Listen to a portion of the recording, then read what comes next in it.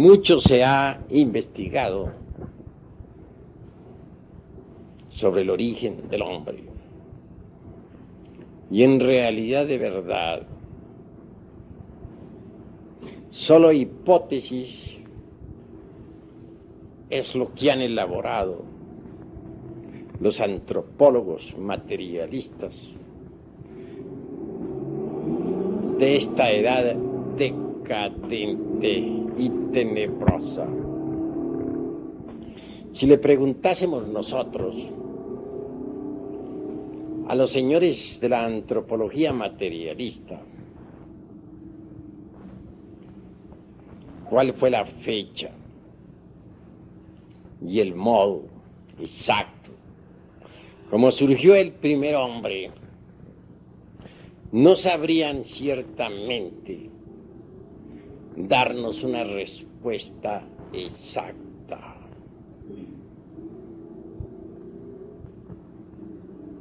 Desde las épocas aquellas de Mr. Darwin hasta Haeckel, y posteriormente desde Haeckel hasta nuestros días, han surgido innumerables hipótesis y teorías sobre el origen del hombre. Empero, hemos de aclarar en forma enfática que ninguna de tales suposiciones puede ser ciertamente demostrada. El mismo Haeckel asegura con gran énfasis que ni la geología ni tampoco esa otra ciencia llamada filogenia tendrán jamás exactitud dentro del terreno de la mismísima ciencia oficial. Si aseveración de esta clase hace un Haeckel, ¿qué podríamos nosotros añadir a esta cuestión? En realidad, esto del origen de la vida y del origen del hombre no podría ser ciertamente conocidos en tanto la humanidad no haya estudiado a fondo la antropología gnóstica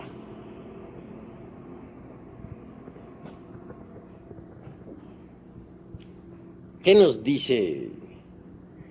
dicen los protistas materialistas?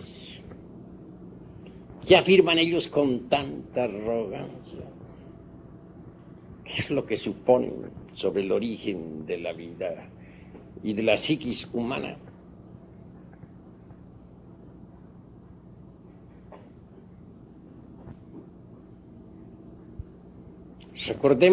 Recordemos con entera claridad meridiana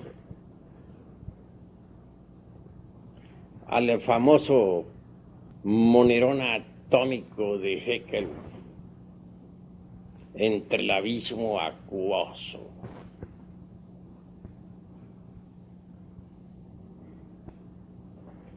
Complejo átomo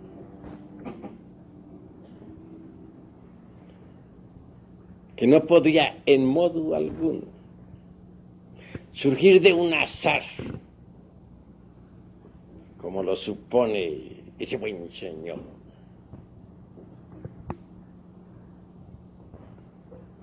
Ignorante en el fondo, aunque alabado por muchos y muchísimos inglés.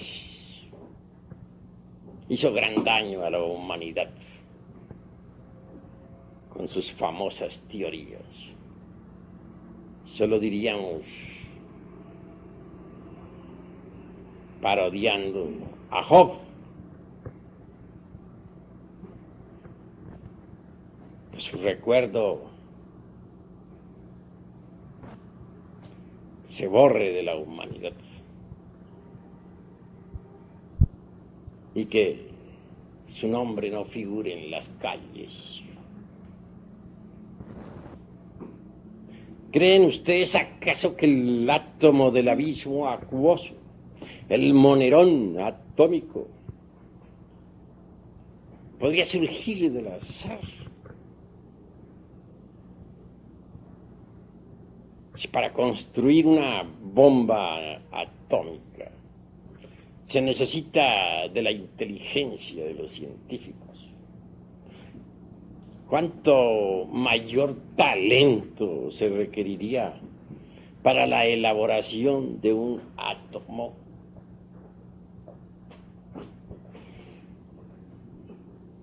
Si negáramos los principios inteligentes a la naturaleza, la mecánica dejaría de existir, porque no es posible la existencia de la mecánica sin mecánicos. Si alguien considerase posible la existencia de cualquier máquina sin autor, me gustaría que lo demostrara y que pusiese los elementos químicos sobre el tapete del laboratorio, para que surgiera un radio, un automóvil, o simplemente una célula orgánica. Creo que ya don Alfonso Herrera, el autor de la plasmogenia, logró fabricar la célula artificial, mas esta siempre fue una célula muerta, que jamás tuvo vida.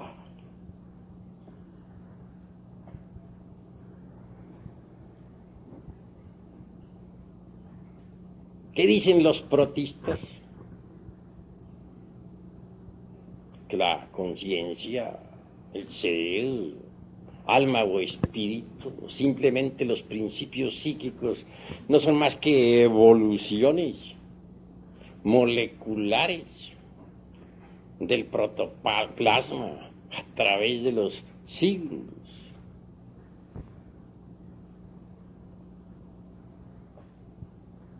Obviamente, las almas moleculares de los fanáticos protistas no resistirían jamás un análisis de fondo.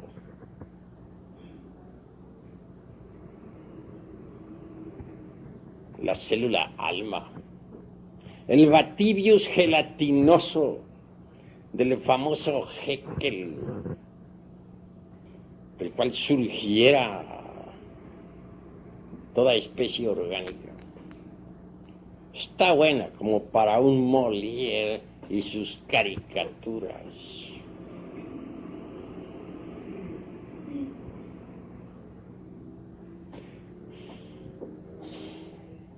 En el fondo de toda esta cuestión, y tras de tanta teoría mecanicista y evolutista, lo que se tiene es el afán de combatir al clero. Se busca siempre algún sistema, alguna teoría que satisfaga a la mente y al corazón para demoler al Génesis hebraico. Es precisamente una reacción contra el bíblico Adán y su famosa Eva sacada de una costilla, el origen viviente de los Darwin, de los Haeckel y demás secuaces. Pero deberían ser sinceros, manifestar su insatisfacción contra todo concepto clerical.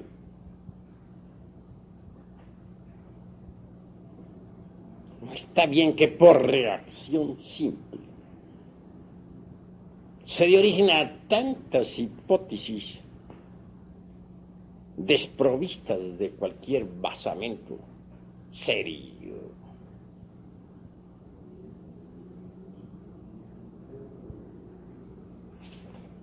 ¿Qué nos dice Mr. Darwin sobre la cuestión esa del mono catirrino?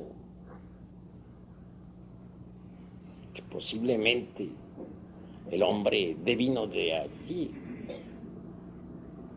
Sin embargo, no lo asienta en forma tan enfática como lo suponen los materialistas alemanes e ingleses.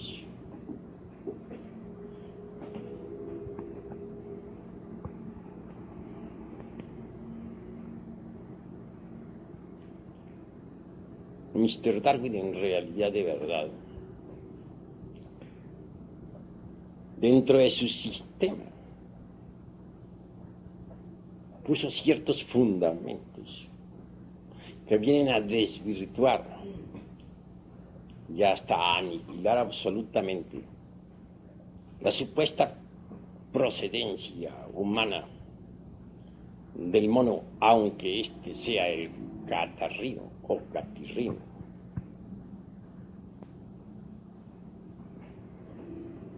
En primer lugar, como ya lo demostrara Huxley, el esqueleto del hombre es completamente distinto en su construcción al esqueleto del mono. No dudo que haya ciertas semejanzas entre el antropoide y el pobre animal intelectual equivocadamente llamada hombre, mas no exactitud definitiva o definitizante en esta cuestión. El esqueleto del antropoide es trepacista. Está hecho para trepar. Así lo indica la elasticidad y construcción de su sistema óseo. En cambio, el esqueleto humano está hecho para caminar. Son dos construcciones óseas diferentes.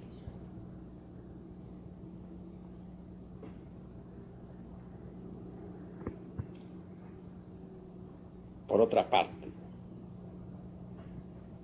la elasticidad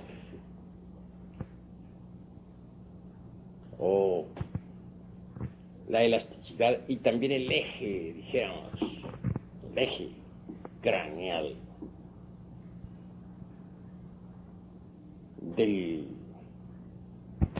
antropoide y también del ser humano son completamente diferentes.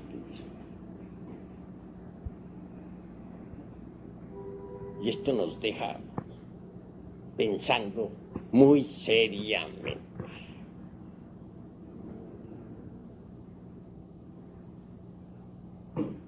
Por otra parte, mis estimables hermanos, bien se ha dicho, con entera claridad meridiana, por los mismísimos antropólogos materialistas, que un ser organizado.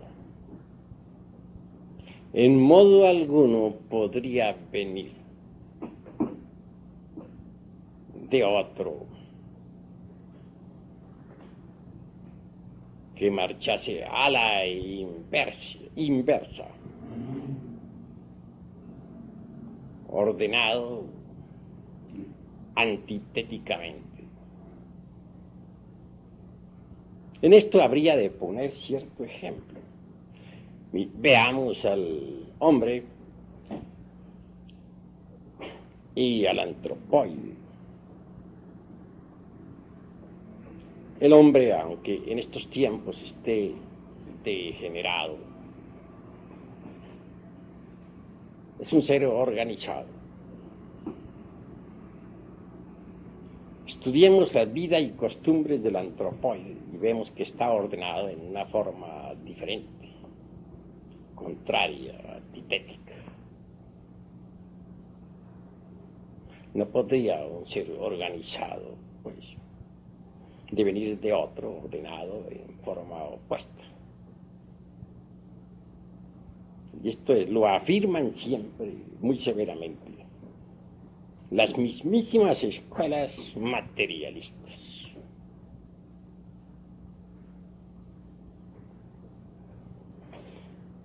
¿Cuál sería la edad del antropoide? ¿En qué época aparecería sobre la faz de la Tierra? Los primeros simios. Incuestionablemente en el Mioceno. ¿Quién podría negarlo?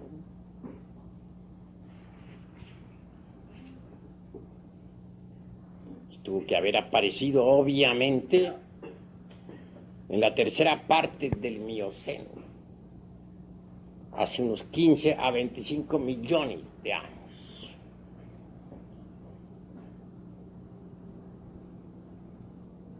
¿Por qué hubieron de aparecer sobre la faz de la Tierra los antropoides?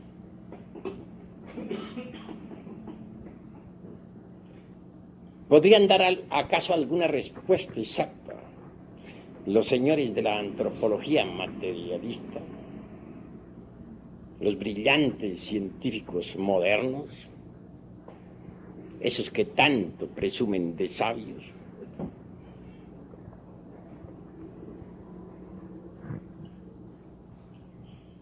Es obvio que no.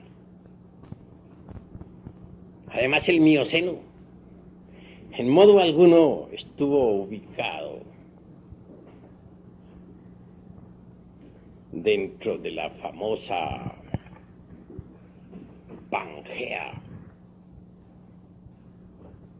tan sonada por la geología de tipo materialista.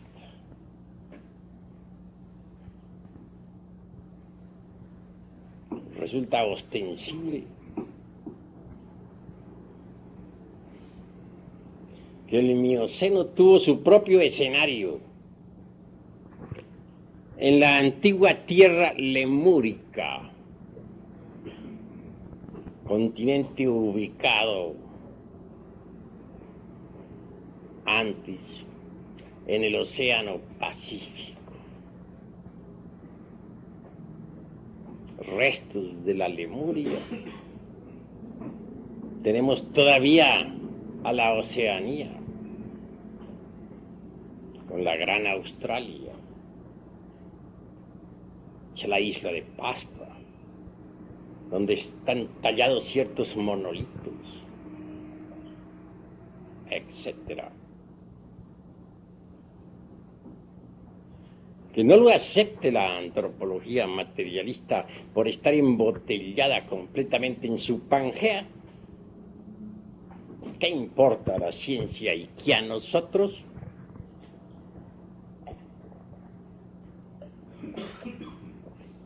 En realidad que no van a descubrir la Lemuria con las pruebas del carbono 14. o del potasio argón, o del poleo. Todas esos sistemas de pruebas de tipo materialista están buenas como para un Molière y sus caricaturas.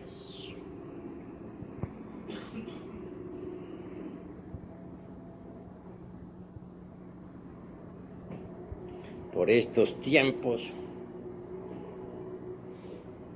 después de las infinitas hipótesis de los Haeckel y de los Darwin y de los Huxley y todos sus secuaces, se sigue todavía entronizando a la teoría de la selección natural de las especies, otorgándosele nada menos que el poder de crear nuevas especies.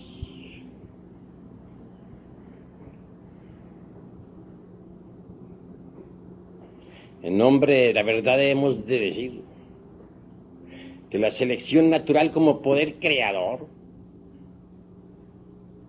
es sencillamente un juego de retórica para los ignorantes, algo que no tiene basamentos.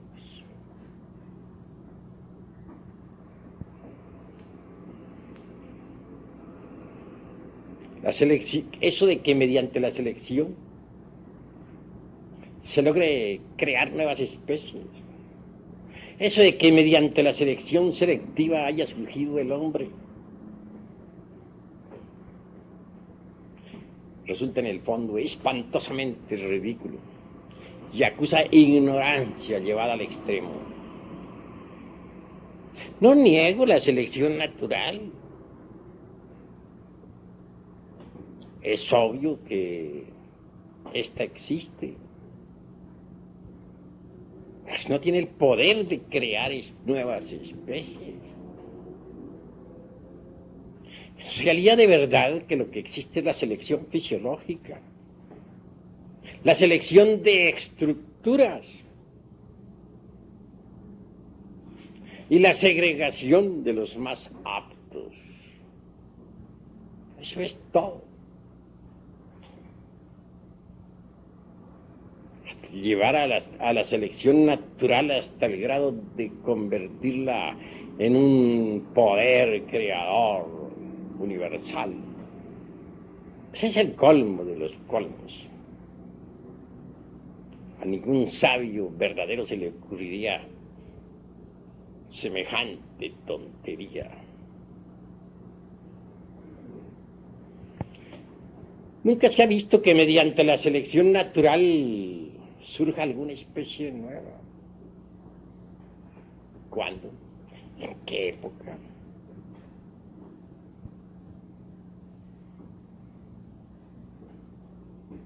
Se seleccionan estructuras, sí, no lo negamos. Las más fuertes triunfan. En eso de la lucha por el pan de cada día. En la batalla incesante del cada instante. En que se brega por comer y no ser comido. Obviamente triunfa el más fuerte, que transmite sus características a sus descendientes. Características fisiológicas, características de estructuras. Entonces, los selectos, los más aptos, se segregan.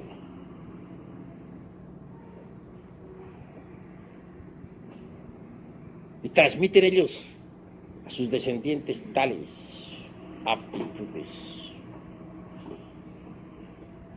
Así es como se debe entender la ley de la selección natural. Así es como se debe comprender. Una especie cualquiera.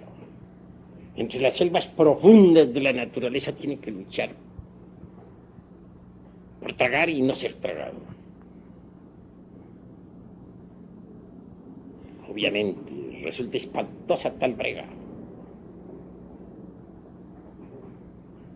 Y como resultado, triunfan, como es natural, los más fuertes.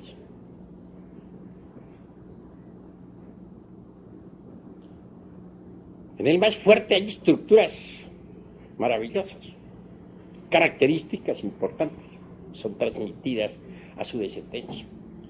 Mas eso no implica cambio de figura. Eso no significa nacimiento de nuevas especies. Jamás ningún científico materialista ha visto que de una especie surja otra por ley de selección natural. No les consta, no lo han palpado nunca. ¿En qué se basan? Es fácil lanzar una hipótesis y luego aseverar en forma dogmática que es la verdad y nada más que la verdad. Sin embargo, ¿no son ellos acaso los señores de la antropología materialista? Los que dicen que no creen sino en lo que ven, que no aceptan nada que no hayan visto. Qué contradicción tan terrible. Creen en sus hipótesis y nunca las han visto. Afirman que el ser humano viene del ratón. Eso no les consta. No, nunca lo han percibido directamente. También enfatizan la idea de que venga del mandril. Son innumerables las teorías de estos tontos científicos. Absurdas afirmaciones de hechos que ellos jamás han visto. Nosotros los gnósticos no aceptamos supersticiones, y esas son supersticiones absurdas. Nosotros somos matemáticos en la investigación y exigentes en la expresión. No nos gustan tales fantasías. Queremos factos, hechos concretos y definitivos.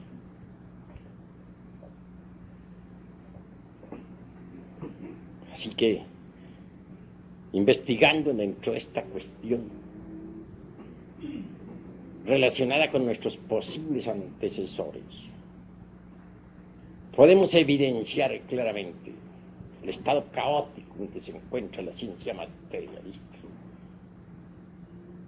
El desorden total de sus mentes degeneradas y la falta de capacidad para la investigación. Esa es la cruda realidad de los hechos.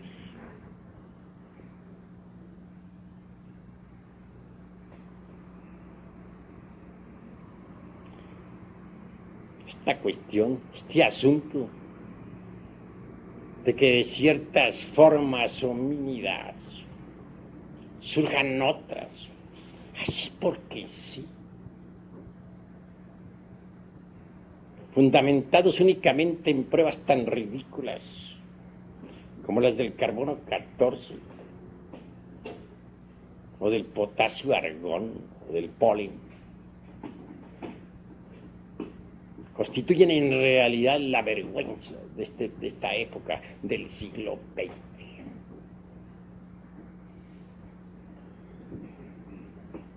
Nosotros, los gnósticos, antropólogos, tenemos sistemas diferentes para la investigación. Tenemos disciplinas especiales que nos permiten poner en actividad ciertas facultades latentes en el cerebro humano, ciertos sentidos de percepción, completamente desconocidos para la antropología materialista. Que la naturaleza tenga memoria es lógico, y un día se podrá demostrar. Ya comienzan a hacerse ensayos científicos modernos. Pronto las ondas luminosas del pasado, o las ondas sonoras, para hablar más claro, del pasado, podrán descomponerse en imágenes que serán perceptibles a través de ciertas pantallas. Y ya hay intentos científicos en ese asunto. Entonces podrán ver los televidentes del mundo entero el origen del hombre y la historia de la tierra y de sus razas. Cuando llegue ese día, que no está tarde, el anticristo de la falsa ciencia, quiero decirles con entera sinceridad, el origen de la humanidad quedará al descubierto en estas conferencias. ¿Qué causas primarias y secundarias dieron origen a la humana especie? ¿Conocen acaso esto los antropólogos materialistas? Los mismos científicos secuaces de Haeckel saben muy bien que todo el pasado geológico y la filogenia materialista jamás llegarán a ser ciencia exacta. Así lo han afirmado, así lo han dicho. Entonces, ¿qué?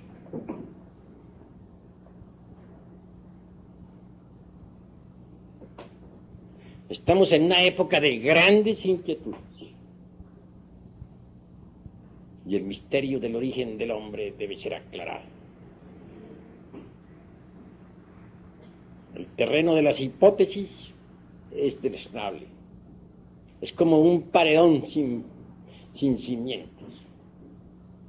Basta darle un ligero empujón para convertirle en menudo sedimento.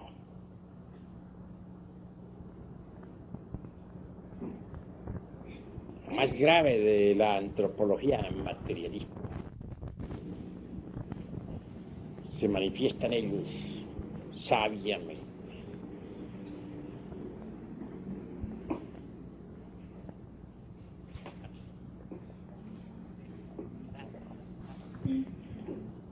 Absurdo resulta también embotellarnos en el dogma de la mecánica evolutiva.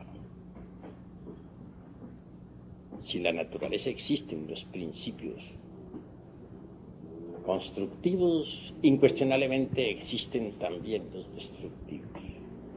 Si hay evolución en las especies vivientes, existe también la involución.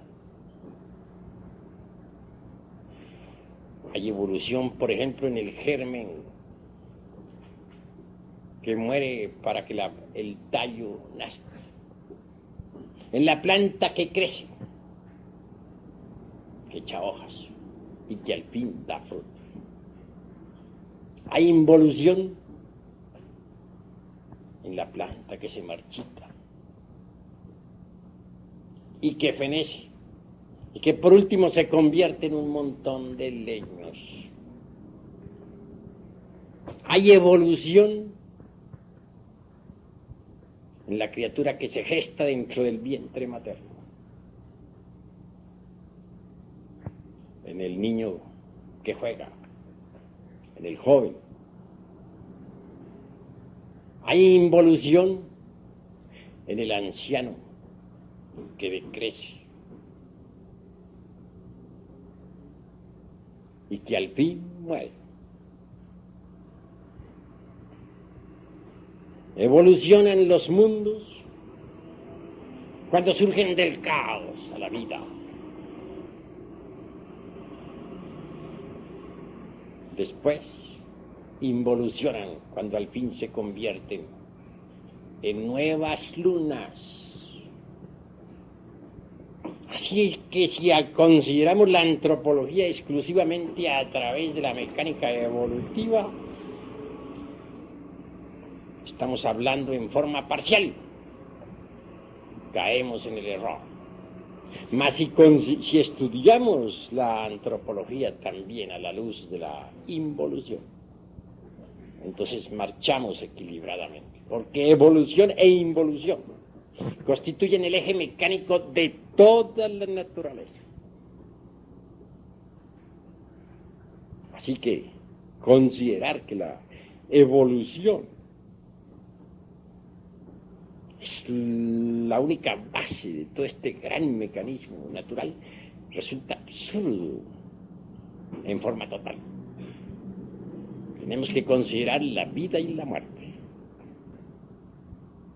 los tiempos de desarrollo y los tiempos de caducidad.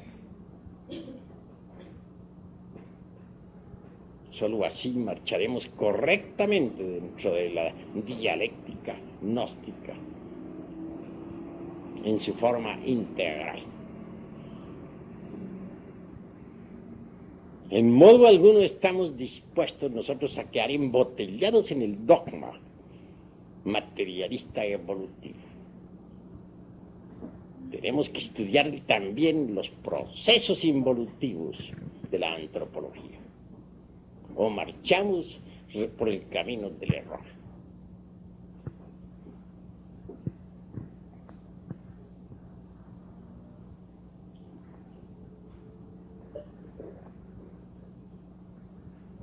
¿Cuáles son los tipos originales de esta raza humana?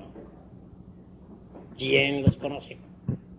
Nosotros tenemos métodos, sistemas científicos por medio de los cuales podemos ver, oír, tocar y palpar esos tipos originales.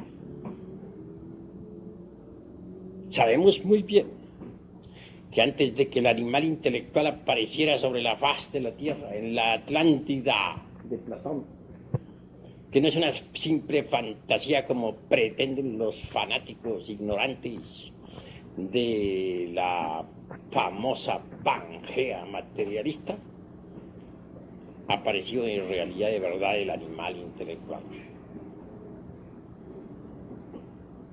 En la Lemuria existió el hombre, lo mismo que en la época hiperbórea y polar.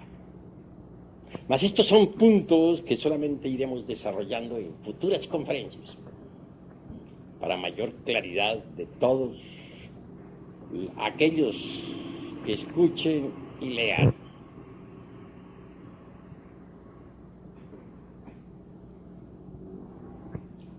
La Atlántida realmente existió.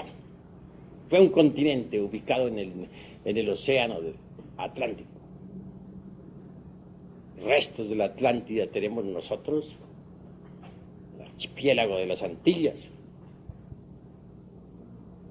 etc. Las Canarias también son vestigios de lo que fue la Atlántida. Y aún la misma España no es más que un pedazo de la antigua Atlántida.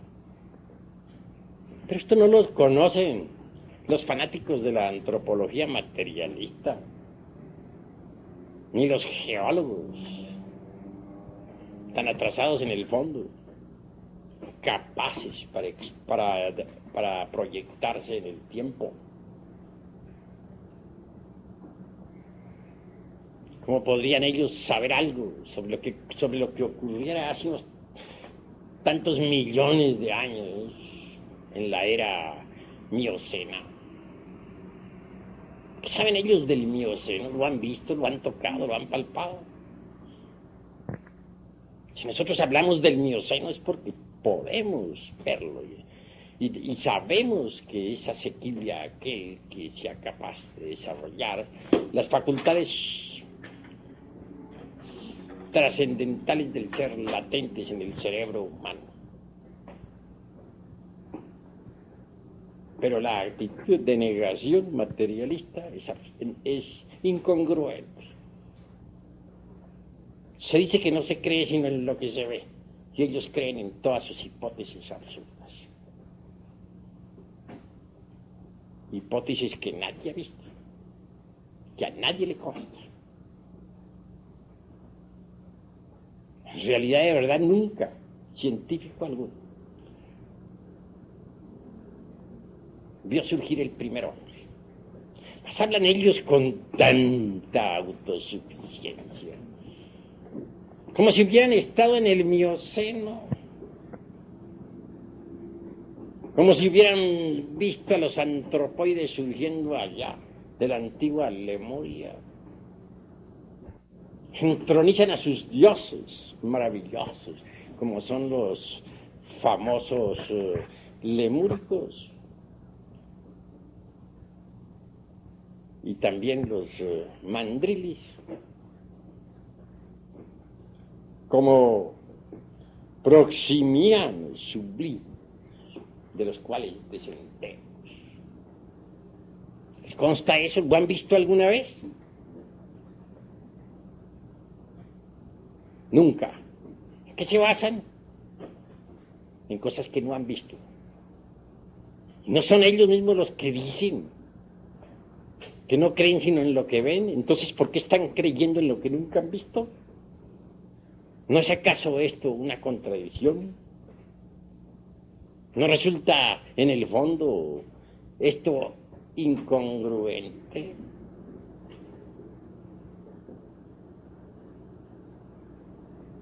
Bueno, hasta aquí mi conferencia de esta noche.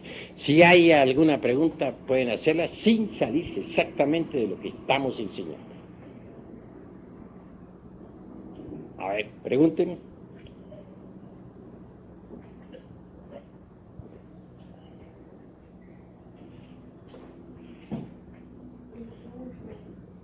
Se dice que el cambio de una especie a otra, en la física se dice que es por mutación, en un proceso de herencia, ¿no? Por mutación. ¿Cómo? O sea, en un proceso de herencia por mutación, que ciertos genes se transforman para convertirse, para transformar la estructura precisamente del ser nuevo que va a surgir, digamos, ¿no? Entonces, ¿quiere decir que en realidad no existen mutaciones entre las especies? Vamos con el mayor gusto a dar respuesta a esa pregunta. Estos tontos científicos de la antropología materialista creen que mediante los cambios ambientales y de clima se transforma en alguna forma, aunque sea en mínima parte, los órganos de la generación, con posible mutación de genes, y darían a esas afirmaciones anticientíficas la calidad de exactitud y el poder de producir nuevas especies. Absurdo, porque nunca hemos visto nosotros a través de los siglos que los caballos se conviertan en otra cosa, que las águilas dejen de ser águilas, que los peces del inmenso mar se conviertan en gente. Ni siquiera los tiburones a los que se les otorga también nuestra paternidad. Pobres tiburones que ya siguen en el mar tranquilos mientras nosotros discutimos sobre ellos por aquí, en estas tierras. Podrían jamás cambiarse en cosa alguna que no fueran tiburones. ¿Aseverar lo contrario? Pues creer en lo que no se ve. ¿No son ellos acaso los que están diciendo que no creen sino en lo que ven? Entonces, ¿por qué se contradicen? Que haya dos tipos de creación o dos clases de teorías para afirmar el origen del hombre. La una por vía, dijéramos, instantánea, como aquel muñequito del Génesis bíblico, en el cual Jehová sopla terriblemente, o que sea a través de la mecánica evolutiva. Pues es cuestión, dijéramos, de preocupaciones para los señores de la falsa ciencia. Porque en el fondo realmente la raza humana tiene su prototipo original. Y antes de que los famosos mamíferos aparecieran sobre la faz de la tierra, el hombre ya existía. Y esto lo iremos demostrando a través de nuestras sucesivas conferencias. Porque quiero que ustedes sepan que en estos estudios nos vamos a enfrascar durante varios años. Porque no se puede tener una preparación seria si no se conoce en realidad de verdad los principios científicos del gnosticismo universal. Es necesario estudiar la antropología en forma científica antes de que estudiemos las culturas.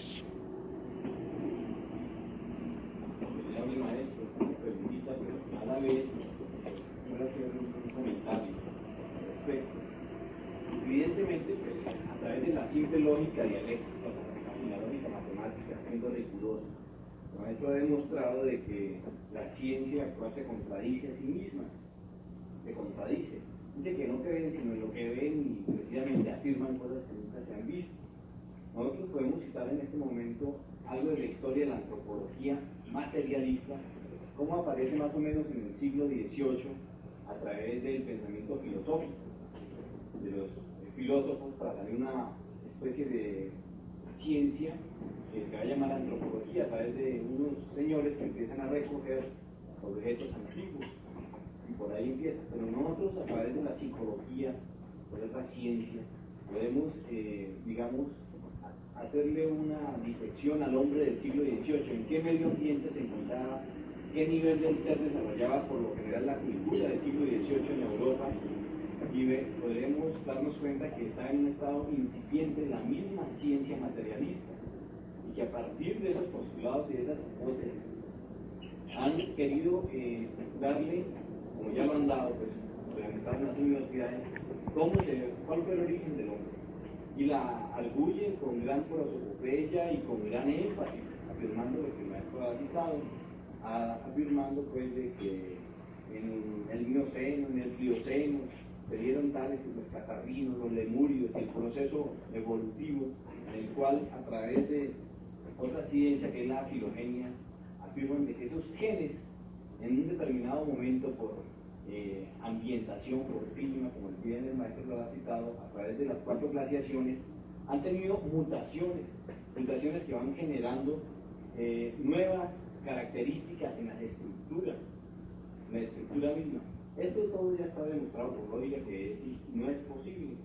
Mi pregunta que viene a todo esto, maestro, es si para nosotros, los instructores, podemos llegar a demostrar, podemos hacerle frente, digamos, a la antropología física a través de una lógica, mostrarle que es ilógico mismo, también nos va a quedar un poco difícil, demostrar a nosotros en el estado y en el nivel de ser que nos encontramos, demostrar lo contrario, demostrar la antropología, demostrar de que los siguientes postulados que vamos a ver en las siguientes conferencias. Mi pregunta sería, ¿qué actitud propia debe tener el investigador gnóstico a partir de este instante? Que no sea una actitud similar a la de la ciencia materialista, o sea, nosotros asegurar cosas que no hemos visto tampoco, ¿no? ¿Qué actitud debe tomar a partir de esta conferencia en adelante el estudiante? Pues a partir de estas conferencias el estudiante gnóstico debe desarrollar precisamente las facultades que le permitan investigar la geología en sus formas más profundas, lo mismo que la filogenia. Indubitablemente la ciencia de la meditación, tal como nosotros la vamos dando, permitirá a nuestros estudiantes llegar a ser verdaderamente idóneos en la investigación. Eso es obvio. En cuanto a lo que estos señores, pues, a las afirmaciones de estos señores, claro que serán descuartizadas a través de nuestras distintas conferencias.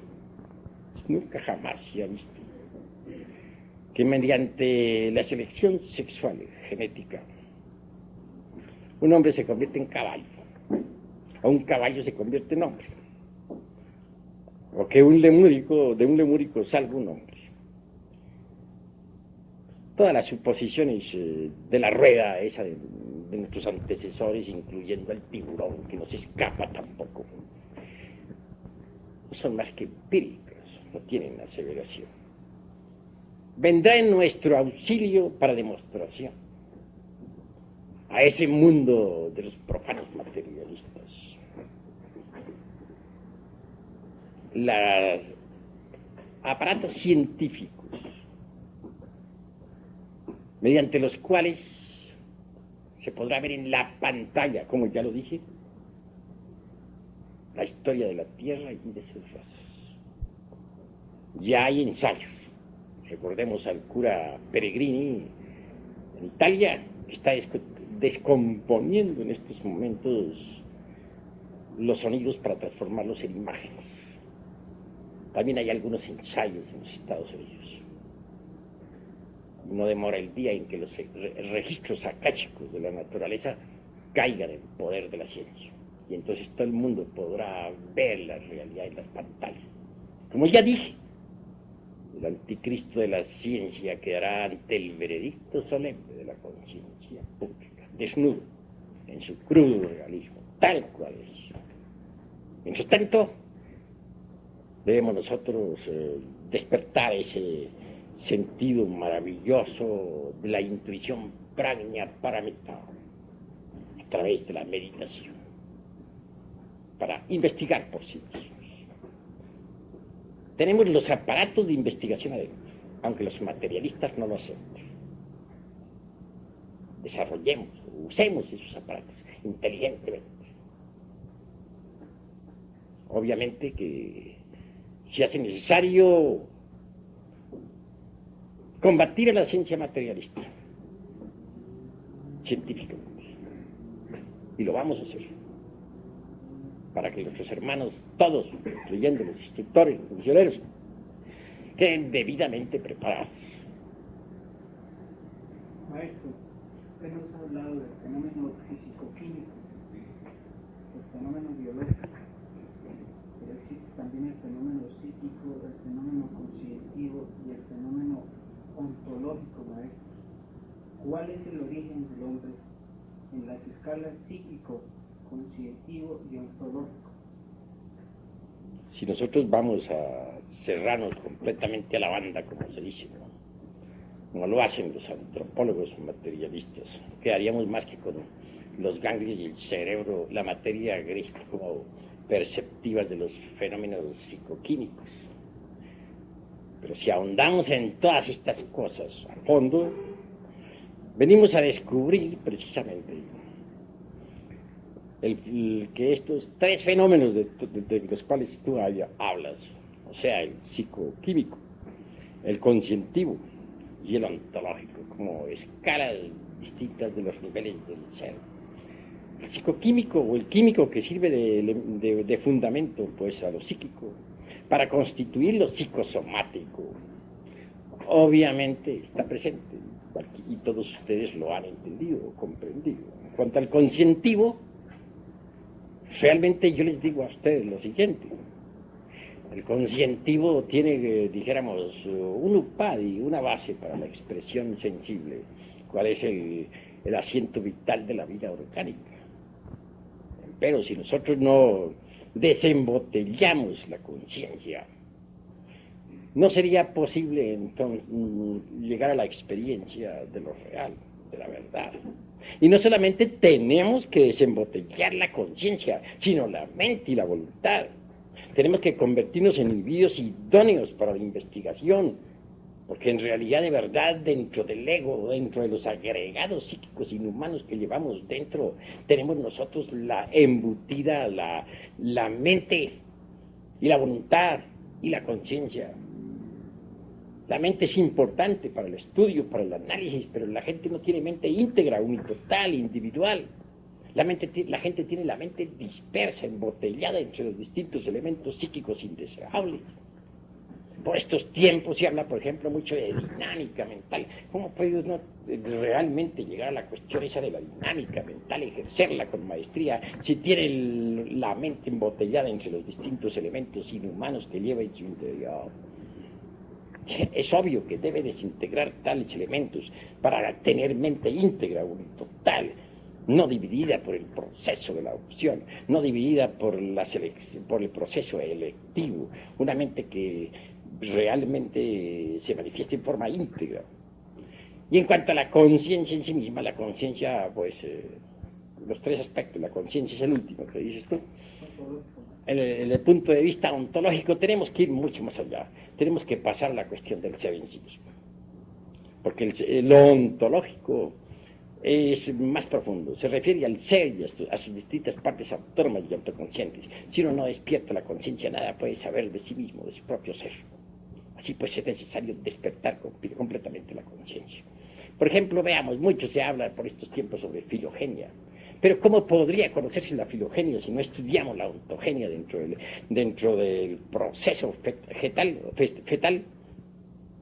Bien sabemos nosotros que en el vientre, dijéramos en el claustro materno, se repite exactamente toda la historia por la cual ha pasado el ser humano en sus procesos evolutivos e involutivos. Si quien quiera conocer la filogenia a fondo, debe estudiar la ontogenia.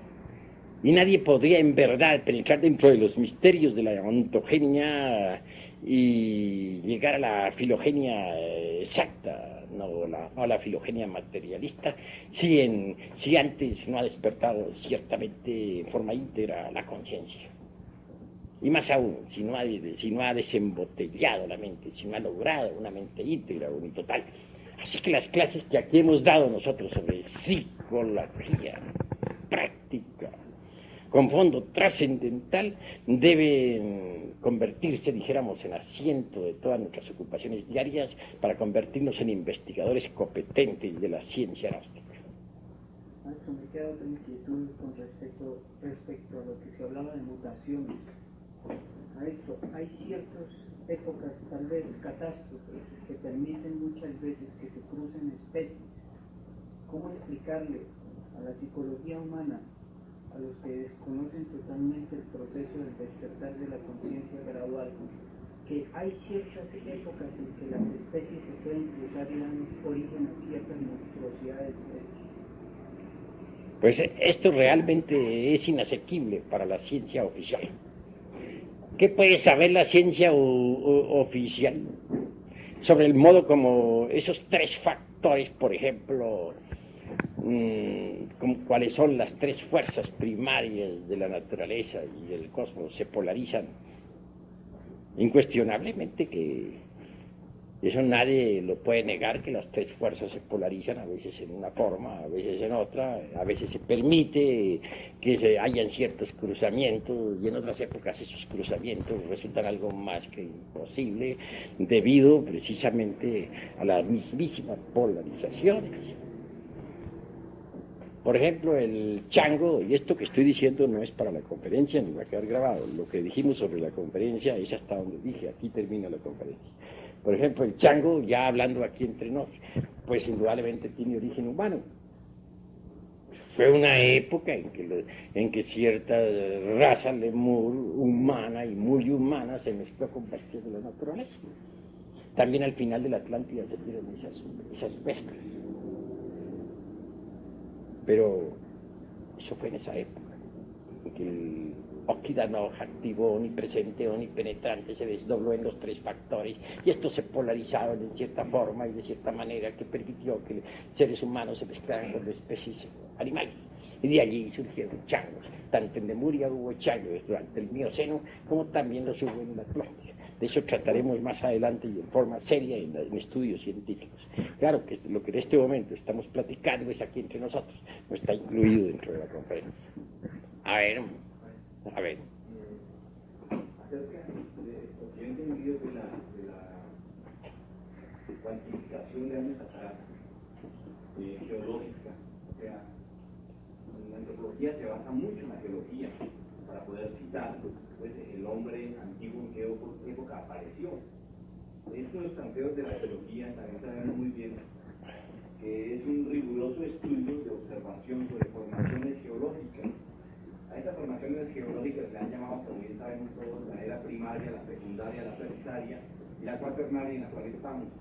En la era terciaria y secundaria, donde aparecen estos periodos del Mioceno, Plioceno, Oligoceno, se les da un dato aproximado a través de las pruebas de largo potasio, a través del polen, o a través de también de algunas técnicas geológicas. Le dicen, tal formación geológica tiene tantos años, y si el esqueleto está allí aparecido, y dice, hace tantos años apareció este hombre, según en la profundidad donde se encuentra. Esas formaciones en sí mismas sí corresponden a eso, a los años que pone la ciencia oficial. Bueno, la pregunta que tú me estás haciendo no está dentro de la conferencia de hoy. No, porque tenemos que ceñirnos estrictamente a lo que hemos enseñado hoy. Nada más, pero te la contesto con mucho gusto. Obviamente que esas clasificaciones son absurdas en un 100%. Que en realidad, de verdad, las eras que tú has citado tienen cada una sus correspondientes escenarios. Hoy me limito solamente a decir que el Mioceno tuvo por escenario la Lemuria. Así pues, al citar nosotros eras, nos apartaremos totalmente durante estas conferencias, durante este ciclo de investigaciones y de estudio, de las concepciones cronológicas materialistas. Vamos a ceñirnos estrictamente a la antropología gnóstica. A ver. Entendemos en la antropología oficial, es que definitivamente la antropología oficial no acepta ni la Lemuria ni la Atlántida, ni siquiera habla de eso. Entonces, y bueno, por lo que yo he llegado a comprender con una combinación de los dos estudios, es de que la antropología oficial trata de entender el origen del hombre, de la raza aria, nada más centrándose aquí, sin pensar en que hay lemúricos en Italia, Atlantes tampoco. Entonces creo que ahí hay una gran confusión también. No ignoramos eso, pero ¿qué importa eso a la ciencia y que a nosotros? Ya he dicho, el que ríe de lo que desconoce está en el camino de ser idiota. Que vamos a quedar nosotros también embotellados dentro de la famosa Pangea materialista,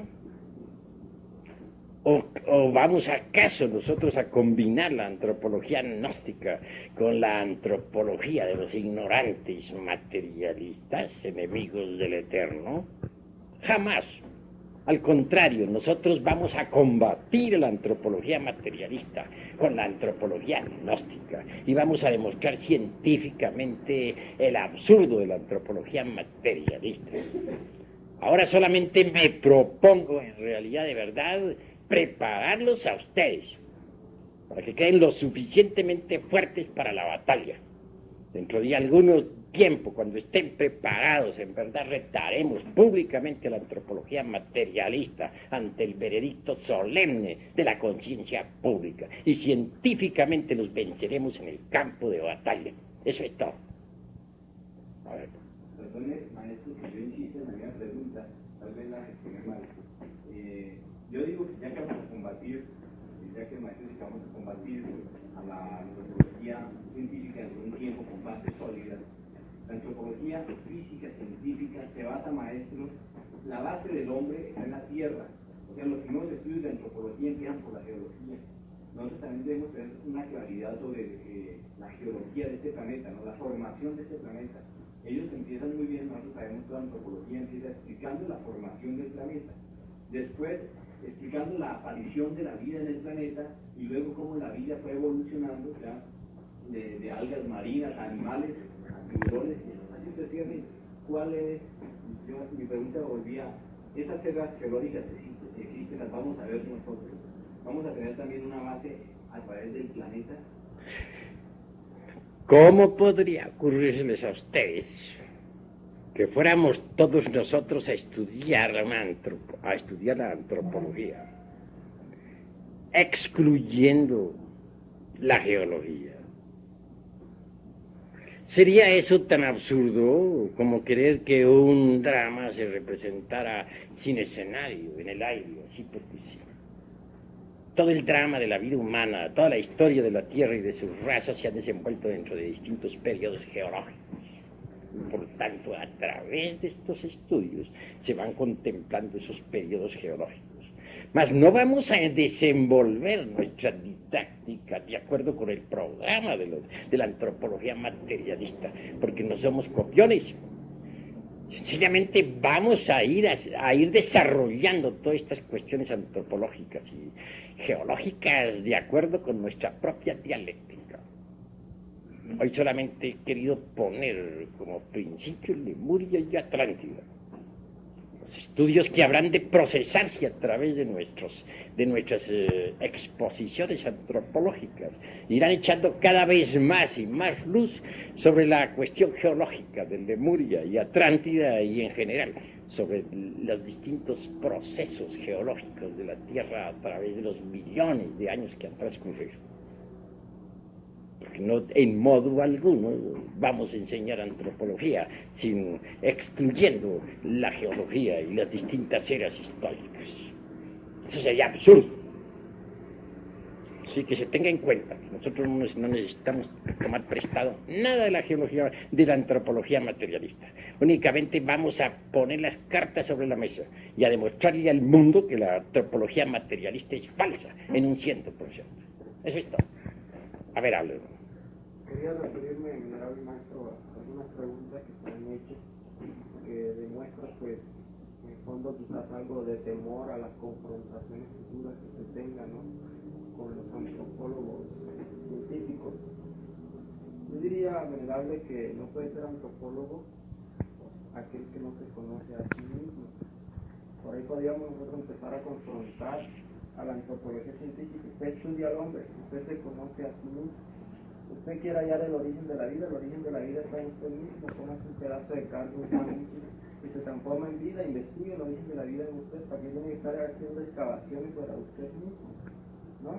Entonces nosotros realmente tenemos los métodos, la lógica trascendental, el conocimiento sublime que nos permitirá demostrar a los demás, no en base a simples lecturas, sino a investigaciones concretas. Ahora mi pregunta pues, era la siguiente. Se ha hablado de la selección natural, de la lucha. Bueno, pero ¿cuál es tu pregunta? Primero me planteas algo, eso no es pregunta. No, pero yo... Voy a contestar primero, luego viene la segunda. Tenemos que ser exactos en todo. Indudablemente, mis queridos amigos, hermanos, pues conociéndose uno a sí mismo, conoce el universo, conoce la Tierra, conoce todo lo que es, pero a los geólogos, a los antropólogos materialistas no los vamos a convencer con ese razonamiento. Es exacto para nosotros, pero ellos no lo entienden ni lo aceptan. Así pues a ellos vamos a combatir con nuestra dialéctica científica. Y eso es todo. Ahora habla tú. Bueno, se hablaba de la selección natural, maestro. Entonces nosotros hemos venido observando que algunas especies han desaparecido. Entonces nuestra pregunta es, ¿las especies realmente desaparecen o se reabsorben en sus arquetipos primigenios para luego reaparecer en otra futura ocasión de acuerdo a los ciclos vitales de un planeta? Ya hablé sobre eso en un mensaje de Navidad anterior que ustedes conocieron. Hablé sobre los gérmenes de la vida. Entonces dije que esos gérmenes estaban contenidos aquí mismo en la naturaleza y que tienen sus tiempos de evolución y de involución. Una especie, por ejemplo, sale desde su estado germinal cuando es su tiempo, su hora, en el medio ambiente que le pertenece, etc. Entonces se le ve en evolución. Cuando las condiciones del medio ambiente cambian, entonces esa especie involuciona y al fin desaparece. Pero al desaparecer quedan sus gérmenes suspensos en la atmósfera, en la naturaleza. Si se crearan artificialmente condiciones similares a las que existieron en aquella época, esa especie volvería a aparecer y luego desaparecería otra vez al desaparecer esas condiciones. Así pues que las especies, las gérmenes, todo lo que es, ha sido y será, tiene sus tiempos de manifestación y sus tiempos de pralaya. O sea que con esta explicación, maestro, se le da un golpe, digamos así, fulminante a ese aspecto de la creación por selección natural. Pues sí. Los científicos materialistas tienen tan absurdos como suponer, por ejemplo, que las especies pueden tener cambios espontáneos, variaciones accidentales, Y sin embargo, ellos mismos han asentado el dogma de que estamos en un universo de fuerza, de materia y de necesidad. ¿No es acaso esto incongruente y absurdo? Bueno, hasta aquí la edad meridiana, al famoso monerón atómico de Haeckel, entre el abismo acuoso.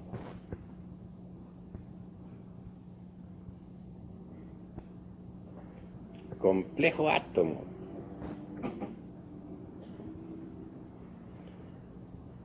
Que no podría en modo alguno surgir de un azar, como lo supone ese buen señor.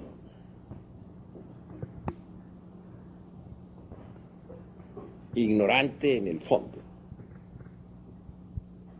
aunque alabado por muchos y muchísimos ingleses. Hizo gran daño a la humanidad con sus famosas teorías. Solo diríamos, parodiando a Job, que su recuerdo se borre de la humanidad y que su nombre no figure en las calles. ¿Creen ustedes acaso que el átomo del abismo acuoso, el monerón atómico, podría surgir del azar? Si para construir una bomba atómica se necesita de la inteligencia de los científicos, ¿cuánto mayor talento se requeriría para la elaboración de un átomo?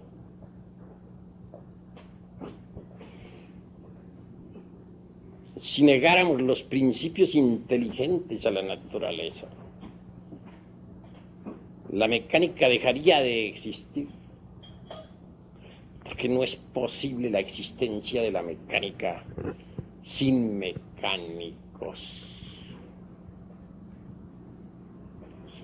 Si alguien considerase posible la existencia de cualquier máquina sin autor, me gustaría que lo demostrara y que pusiese los elementos químicos sobre el tapete del laboratorio, para que surgiera un radio, una oficial. Si aseveración de esta clase hace un Haeckel, ¿qué podríamos nosotros añadir a esta cuestión? En realidad, esto del origen de la vida y del origen del hombre no podría ser ciertamente conocidos en tanto la humanidad no haya estudiado a fondo la antropología gnóstica.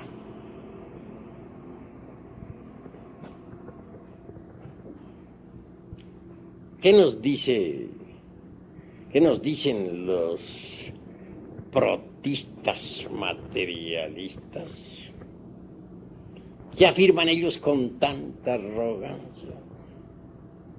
¿Qué es lo que suponen sobre el origen de la vida y de la psiquis humana?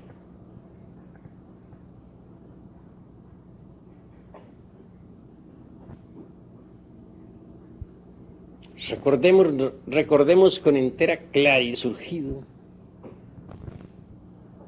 innumerables hipótesis y teorías sobre el origen del hombre. Empero, hemos de aclarar en forma enfática que ninguna de tales suposiciones puede ser ciertamente demostrada. El mismo Haeckel asegura con gran énfasis que ni la geología ni tampoco esa otra ciencia llamada filogenia tendrán jamás exactitud dentro del terreno de la mismísima ciencia. Mucho se ha investigado sobre el origen del hombre y en realidad de verdad solo hipótesis es lo que han elaborado los antropólogos materialistas de esta edad decadente y tenebrosa. Si le preguntásemos nosotros a los señores de la antropología materialista cuál fue la fecha y el modo exacto como surgió el primer hombre, no sabrían ciertamente darnos una respuesta exacta.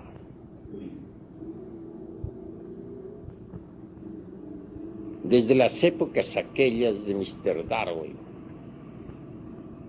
hasta Haeckel, y posteriormente desde Haeckel hasta nuestros días,